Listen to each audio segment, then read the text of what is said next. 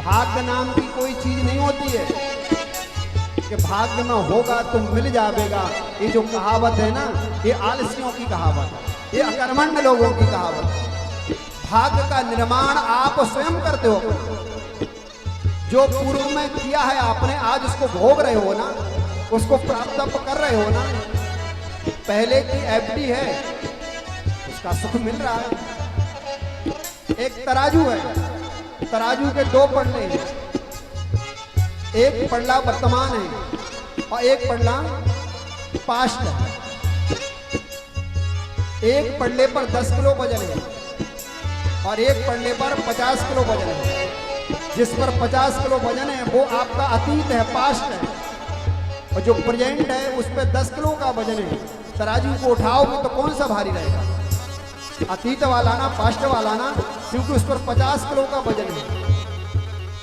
वर्तमान का भारी कब होगा? जब ये 10 किलो से बढ़कर के 50 किलो, 50 से ऊपर जाएगा तब ना भारी होगा। लोग कहते हैं महाराज वो पड़ोसी जब देखो तब पाप करता है, तब अधर्म करता है, तब बुरी संगत में रहता है, फिर भी सुखी है। हम क्यों दुखी हो रहे हैं? हमने जीवन में कभी पाप ही नहीं किए, कभी कोई बुरी वृत्ति को अपनाया ही नहीं, फिर भी हम परेशान हो रहे हैं, ऐसा क्यों है? बोले भले आदमी, उसने पूर्व जन्म में बड़े अच्छे अच्छे कार्य किए हैं, इसलिए उसको भोग रहा है।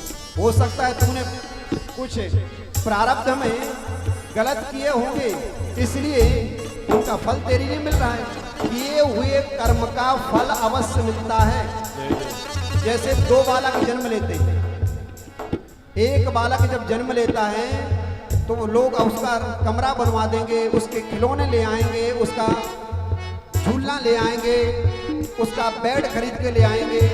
और एक बच्चा जन्म लेता है, उसको दूध की भी व्यवस्था नहीं, उसको झोपड़ी की भी व्यवस्था नहीं। परमात्मा के यहाँ से दो बालक आते हैं, ये कहकर के ऐसे सुख सुविधा में जन्म लेता है, और एक बालक उस गरीबी में जन्म लेता है।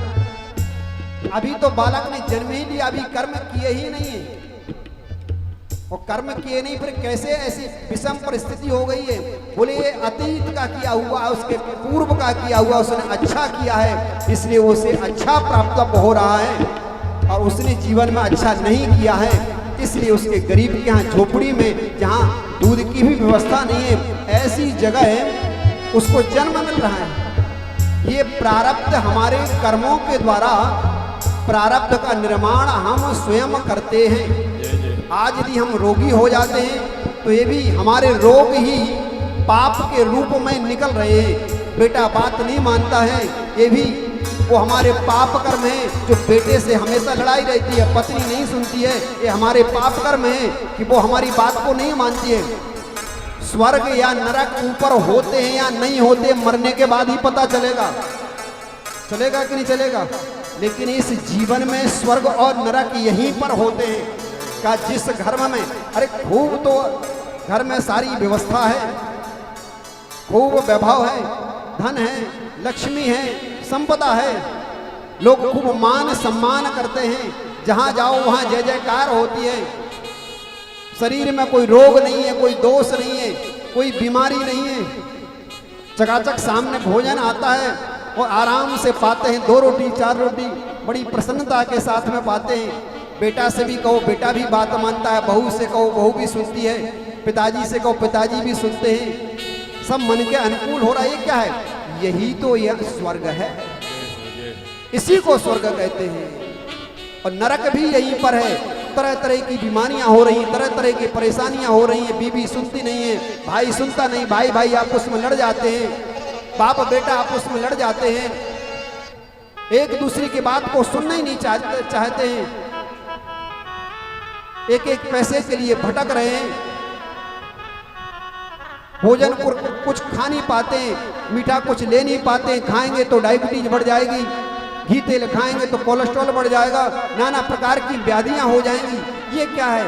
ये यहीं पर नरक है।